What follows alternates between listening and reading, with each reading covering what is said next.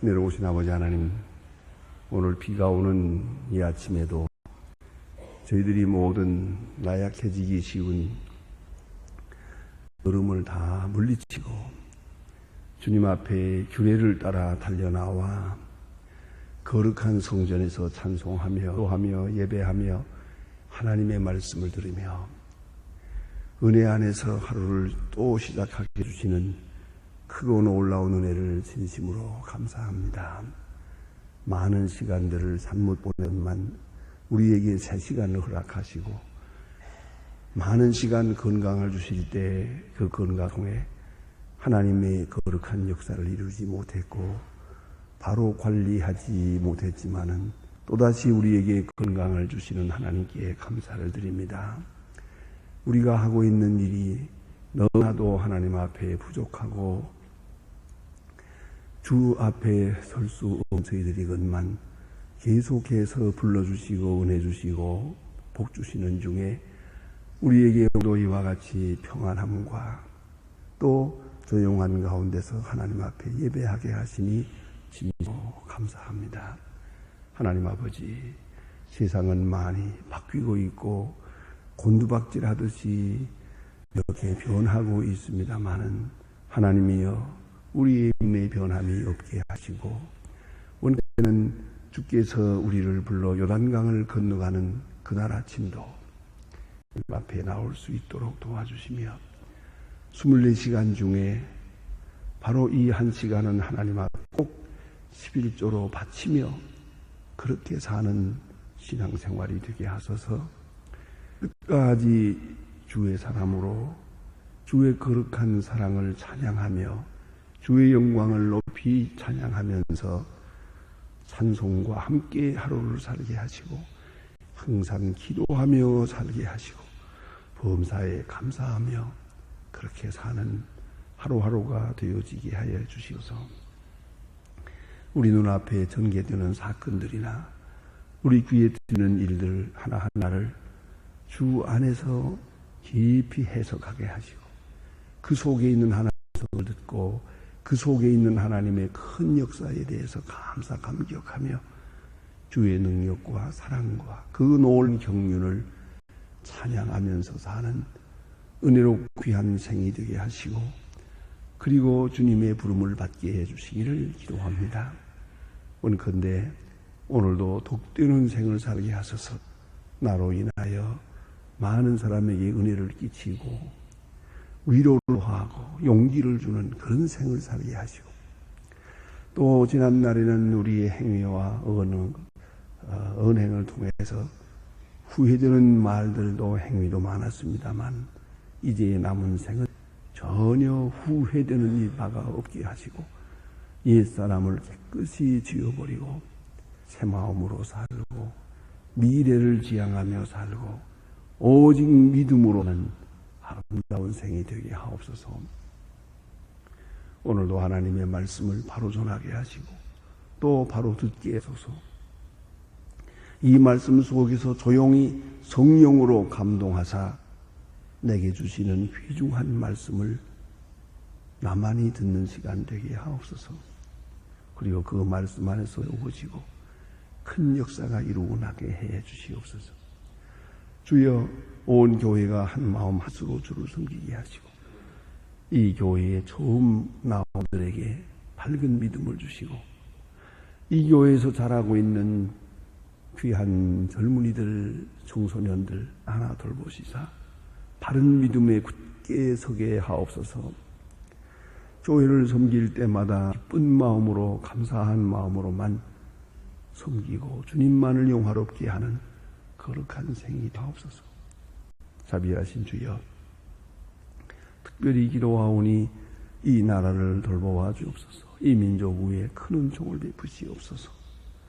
대통령과 공자들에게 지혜와 총명을 주시고 사리사욕과 거짓과 인간적인 인연에서 벗어나게 하시고 오직 주님의 손에 붙들려 주 앞에 무릎을 꿇게 하소서. 기도하는 대통령이 되게 하시고 정직한 국무원들이 되게 하시고 국회의원들이 되게 하시며 주여 이 나라를 바른 길로 인도할 수 있게 하시고 특별히 요소요소에 세워주신 주님의 일꾼들, 주의 사람들에게 용기와 밝은 지혜를, 지도력을 주셔서 이 나라를 조용히 바른 길로 인도할 수 있게 하옵소서. 주여, 이 나라 온 백성들 한마음 뜻되게 하시고 특별히 온유 겸손하게 하소서. 이 어려운 난국을 함께 책임지고 함께 참고 기다리며 밝은 미래를 지향하게 도와주시옵소서. 자비하신 주여, 저 북녘 땅의 은총을 도와시옵소서.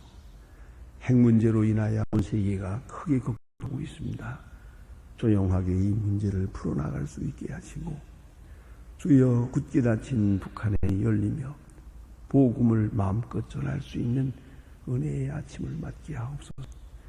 이를 위하여 수고하는 모든 주의 종들에게 오늘도 밝은 판단력과 지도력을 주시고 문제에 해결하는 능력을 주시옵소서.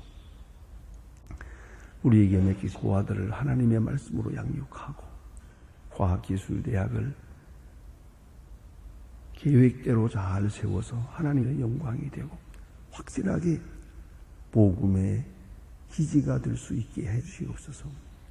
주여, 오늘도 해외에 있던 이 여행 중에 있는 사람들, 특별히 군무에 있는 젊은이들, 공부하는 자녀들과 유학생들 하나하나 눈동자와 같이 지켜주시옵소서.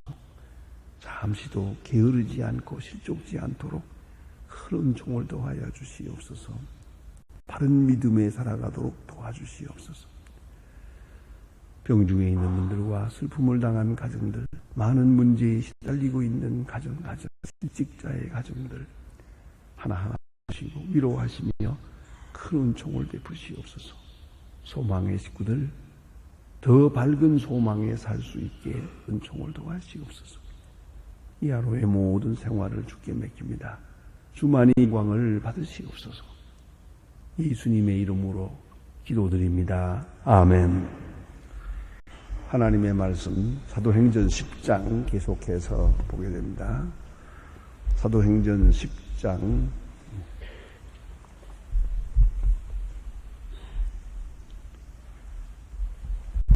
사도행전 10장 계속해서 이어집니다. 34절로부터 43절까지 끝절까지 43절까지 봉독하게 되겠습니다. 사도행전 10장 34절로 43절까지 지금 다 같이 한 목소리로 봉독하도록 하겠습니다. 베드로가 입을 열어 가로되 참으로 하나님은 사람을 외모로 취하지 아니하시고 각 사람 하나님을 경외하는 의를 행하는 사람은 하나님이 받으시는 줄 깨닫도다. 만유의 주 되신 예수 그리스도로 말미암아 화평의 복음을 전하사 이스라엘 자손들에게 보내신 말씀 곧 요한의 그 세례를 반포한 후에 갈릴리에서 시작하여 오대에 두루 전파된 그것을 너희도 알거니와 하나님이 나사렛 예수에서 성령과 그 능력을 불붙이시고 저가 두루 다니며 착한 일을 행하시고 마귀에게 눌린 모든 자를 고치시니 이는 하나님이 함께 하셨음이라. 이는 유대인들의 마음에서 행하신 모든 일의 증인이라.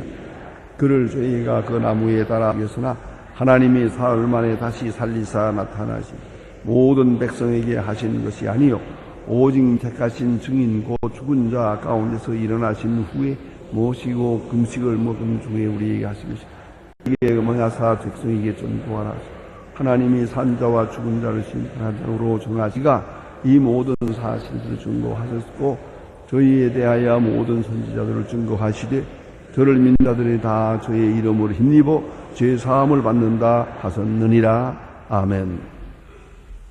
본문에 나타난 말씀은 베드로의 유명한 이방인을 향한 설교입니다. 베드로 설교가 이 사도행전에 여러 번 나타납니다만은 오늘 본문에 나타난 말씀 이방인의 가정에 가서 고넬료에게 가서 그 가정과 그 친척들, 그 친구들 앞에서 복음을 전하는 내용입니다. 여기에는 그리스도인의 신앙 또 베드로의 복음이 아주 간단하게 요약되어 있습니다. 진수 중에 진수요 복음 중에 복음. 설교의 표본이기도 합니다. 예루살렘 초대교회에서 설교할 때 여러분 아시는 대로 사도행전 2장 14절에 보면 3,000명이 모였다 그랬습니다. 그 가운데서 복음을 전하고 모든 사람들이 선생들하고 어찌할꼬 하고 회개하고 세례를 받는 큰 그런 부흥운동, 생명의 역사가 나타났었습니다. 이제 본문에 나타난 것은 더욱 중요한 것은 이건 유대 사람이 아니고 이방 사람입니다. 또 그것도 로마 사람이요, 로마 군인입니다. 이 집에 초청을 받아서 가서 복음을 전하고 있다.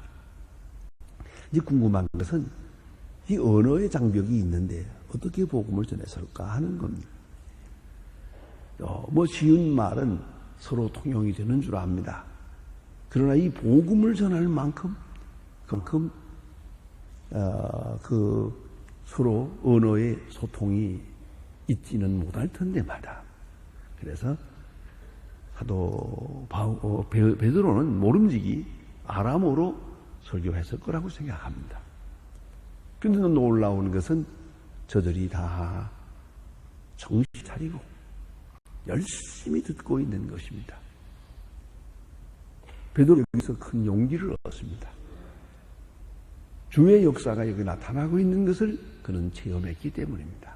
그래서 본문 이제 4절에 가서 이제 보면 이건 대단히 중요한 말씀이고, 베드로가 이 말을 할 때 성령이 말씀 듣는 모든 사람에게 내려오시더라.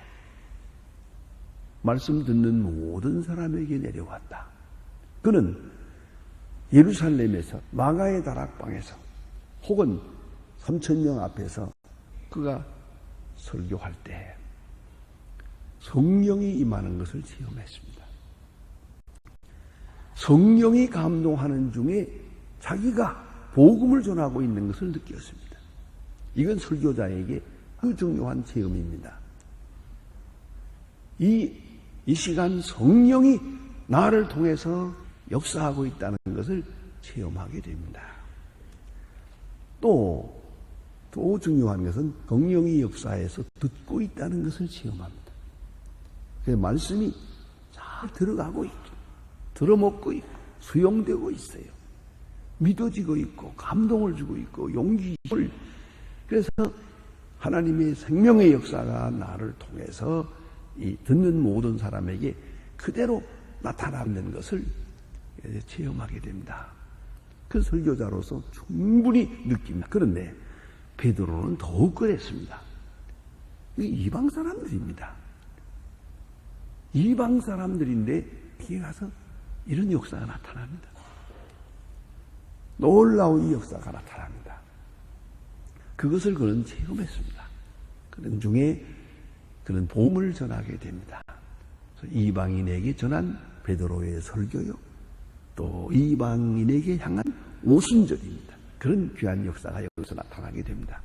그러니까 말하는 자와 듣는 자 사이에 하나님 문을 열고 하나님이 감동할 뿐만 아니라 성령이 통역을 하고 있는 겁니다. 여러분, 어떤 귀한 일이라도 내 마음이 열리지 않으면 들리지 않습니다. 그리고 이해가 되지 않습니다. 받아들여지지도 않습니다. 근데 극단적으로 말하면 앉자마자입니다. 그것도 참 못할 짓입니다. 그런데 오늘 성령이 역사할 때 무슨 말을 하든지 다 그대로 들립니다. 이해가 됩니다. 수긍합니다. 믿어집니다. 그리고 내 마음을 크게 감동하면서 큰 역사가 나타납니다. 그것이 지식에서, 이해에서, 이성에서, 그리고 더욱 중요한 것은 그 의지와 나아가서는 몸까지 거기서 표적이 나타나는 것입니다. 이제 쭉 보아나가면 이제 14장에서 봅니다만은 루스드라의 안전뱅이 같은 사람, 그 사람 나면서부터 안전뱅이입니다.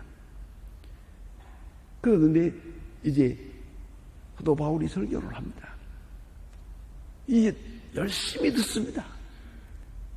아주 뚫어져라 하고 쳐다보며 듣고 하나님의 말씀을 한 말씀 한 말씀 그대로 받아들입니다.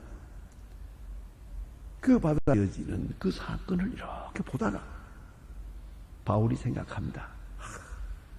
귀한 역사가 이루어지고 있다. 그대로 일어나라. 벌떡 일어납니다. 자기가 나면서 안전병이 이른 사람이에요. 한 번도 일어나 본 일이 없는 일입니다. 그러나 그는 일어납니다. 일어날 용기를 가집니다. 일어날 마음이 생깁니다. 바로 이러한 역사가 하는 자와 설교 듣는 자 사이에 있는 하나님의 역사인 것입니다. 그럼 오늘 여기 베드로 이렇게 가서 전도를 하는데 이 분위기를 한번 보십시다. 하나님께서 친히 주선해 주신 겁니다. 고넬료와 베드로 전혀 만날 일이 없고 만날 수도 없는 사람들입니다. 역적으로나 신분적으로나 민족적으로나 모든 면에서. 그러나 하나님이 주선해서 고넬료에게는 베드로를 청하라 하고 베드로에게는 묻지 말고 따라가라. 결국은 두 사람이 하나님의 역사 안에서 만나게 됩니다. 이게 절대로 우연한 일이 아닙니다. 그렇지 않습니까? 근데 우리는 이 고넬료만 특별한 줄 알면 안 됩니다. 우리 모두 이 자리에 앉은 이 관계도 절대로 우연한 일이 아닙니다. 하나님께서 여기까지 나를 인도하셨다는 걸 잊지 말아야 합니다. 그리고 자기들이 가진 전통과 습관과 규례를 다 버렸습니다. 베드로 유대 사람입니다. 이 집에 들어가면 안 됩니다. 가서 또 유숙한다는 건 말도 안 됩니다. 이방 사람의 집에 가서 마주 앉아서 식사를 한다면 안 됩니다. 2000년이 지난 오늘도 유대 사람들 이거 그 전통적인 사람들을 보면 안 된답니다. 같이 식사하면 안 된답니다. 그게 얼마나 까다로운지 모릅니다. 하물며 2000년 전에 전통과 풍습과 규례 다 떠납니다. 이보다 성령의 역사가 더 중요하고 하나님의 말씀이 더 중요하기 때문에. 그리고 고넬료의 경건을 엿보게 됩니다. 베드로를 정해놓고 그 앞에 경배를 합니다. 우리가 다 하나님 앞에 있습니다. 말씀하소서. 우리가 다 하나님 앞에 있습니다. 베드로 앞에 있는 게 아니에요. 하나님 앞에 있습니다. 말씀하세요. 당신에게 주신 말씀, 당신을 통해서 주시고자 하시는 말씀하세요. 내가 들을 것입니다. 순종할 것입니다. 간절한 마음이 거기 있어요. 이런 경건한 듣고자 하는 간절한 마음, 순종하는 마음을 앞에 놓고 말게 됩니다. 베드로의 자신이 받은 은혜 스스로 감격해서 이 시간에 은혜 중에 은혜, 복음 중에 복음을 전하게 됩니다. 하나님의 전적인 역사를 경험하면서 하나님께서 본문에 보니 이 말을 어떻게 시작합니까? 말 시작하는 말부터가 크게 은혜되는 것을 볼 수 있어요. 그가 감동해서 하는 말입니다. 내가 참으로 하나님은 사람의 외모를 취하지 아니하시고 하나님은 사람의 외모를 취하지 않는다. 이 말은 민족을 가리지 않는다. 로마 사람, 유대 사람을 가리지 않는다. 그들의 문화에 대해서 하나님은 관심이 없다. 다 말씀하십니다. 그래서 외모로 취하지 않고 즉 하나님이 역사합니다. 내가 쓰여지고 당신이 이 자리에 있는 것이다. 그래서 하나님은 경건한 자를 받으시는 줄로 알았다. 누구든 남녀노 어느 민족이든 상관없이 하나님을 경외하는 자를 하나님이 받으시는 줄을 알았노라. 그리고 복음을 전하게 됩니다. 예수님께서 오셔서 전도하신 일, 오신 일, 전도하신 일, 이 첫째고요. 두 번째는 십자가의 죽음, 십자가의 복음을 전하는. 세 번째, 사흘 만에 다시 살리사 결국은 초점을 어디다 맞추는 거 아니? 십자가와 부활. 이런 메시지를 써서 우리가 신학적 용어로 케르그마라고 합니다. 케르세인이라는 말은 선포한다는 뜻입니다. 말씀을 선포했어요. 케르세인, 케르그마. 그런 역사가 있습니다. 말씀을 선포하십니다. 하나님의 말씀을 선포하십니다. 내용은, 초대교회에 전해진 내용은 언제나 십자가와 부활과 재림, 여기에 초점을 맞추고 있습니다. 아시는 대로 이 가운데 뭐 길게 말하면 할 말이 있겠지만 짧은 이 말씀 속에 예수 믿으면 할사합니다, 복 받습니다, 병이 낫습니다, 출세합니다, 형통 만사 형통합니다, 이런 얘기는 없어요. 소위 말하면 기복적 복음의 내용은 없습니다. 아주 종말론적 메시지입니다. 예수님께서 우리를 위하여 죽으시고 부활하시고 재림하실 겁니다. 십자가와 부활, 거기다가 초점을 맞추고 있어요. 이런 시대 보면은요, 이런 관점에서 보면 이 복음서 전부가 그렇습니다. 복음서 전부가 십자가를 설명하기 위해서 그 많은 내용을 말하고 있는 거예요. 부활을 말하기 위해서 그 많은 이야기들은 먼저 주어지는 것이에요. 꼭 잊지 말아야 합니다. 십자가와 부활, 그것이 복음의 진수입니다. 그 다음에 이 복음의 소위 적용은 어떻게 되느냐, 실제적으로 우리 생활에 복음이 어떻게 적용되느냐 한다면 맨 마지막에 오늘 베드로가 말합니다. 자, 우리를 명하사 백성에게 전도하라고 해서 우리가 지금 전도하는 겁니다. 하나님이 산자와 죽은 자의 재판장으로 정하시니 곧 이 사람인 것을 증거하게 하셨고, 이건 바로 재림을 말하는 겁니다. 43절, 모든 선지자로 증거하되 저를 믿는 자들이 다 그 이름을 힘입어 죄사함을 받는다 하셨느니라. 죄사함의 복음입니다. 죄사함은 것, 여러분 이거 잊지 말아야 합니다. 예수 믿는 목적이 뭐냐? 여기로 말할 거예요. 그러나 핵심 중에 핵심은 십자가와 부활이에요. 그 부활과 십자가와 부활을 해서 내게 오는 게 뭐냐? 실제적 내게 오는 소득이 뭐냐? 그건 바로 이것이에요. 죄사함 받는 거예요. 우리 하나님 앞에 나가려고 하지만은 죄가 가로막혀 있어요. 나갈 수가 없어요. 우리의 관심사는 죄사함 받고 구원받는 데 있다는 걸 잊지 말아야 합니다. 우리 모두가 주님 앞에 나오는데 아주 가장 중요한 핵심, 관심사는 죄사함 받고 구원받는 것이에요. 그게 핵심이라는 걸 잊지 합니다. 그래서 오늘 본문을 자세히 보면은 이제 이미 마음이 열려 있습니다. 거기에 씨를 뿌립니다. 베드로의 복음의 내용은 하나님서 예수를 보내셨습니다. 또한 십자가를 지고 부활하셨습니다. 그리고 우리가 그 증인입니다. 부활의 증인입니다. 이 부활 사건을 믿어야 돼요. 주께서 우리를 위하여 죽으신 것을 믿어야 되기 때문에 믿게 하기 위해서는 증인이 필요합니다. 증거가 있어야 합니다. 믿음의 증거 제시해야 됩니다. 그래서 믿음을 주려는 것입니다.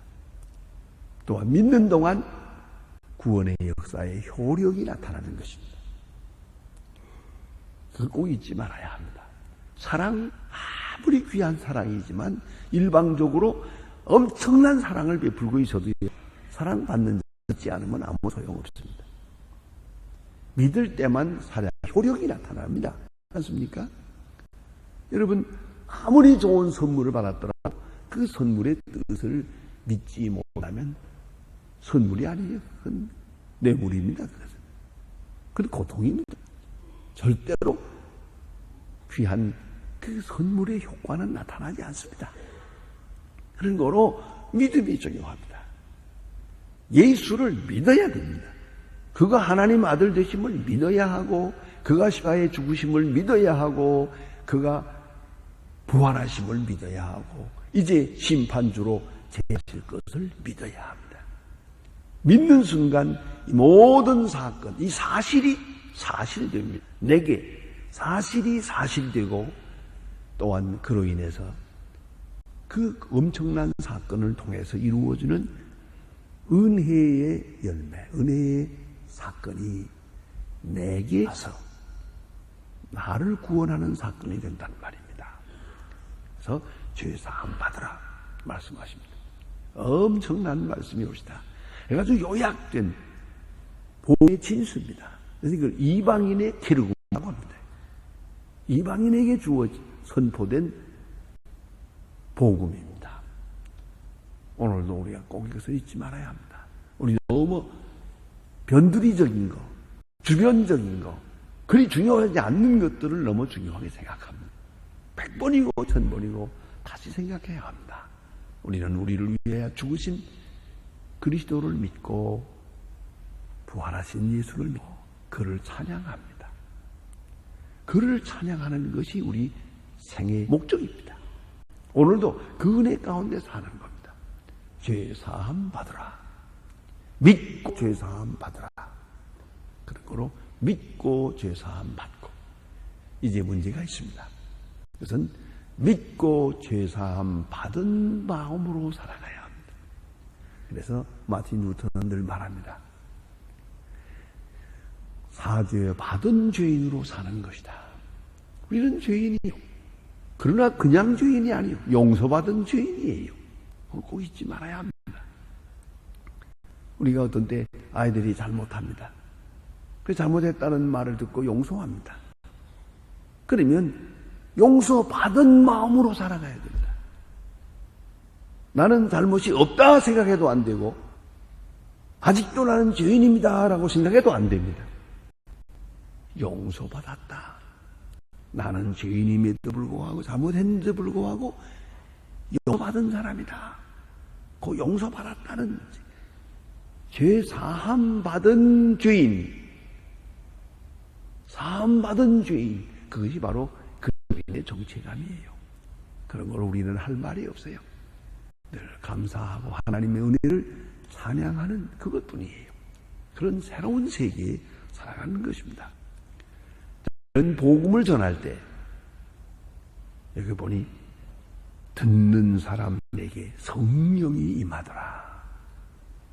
놀라운 얘기죠. 성령이 임함으로 이 같은 복음의 일은 오늘도 이루어지는 것이에요. 기도하십시다.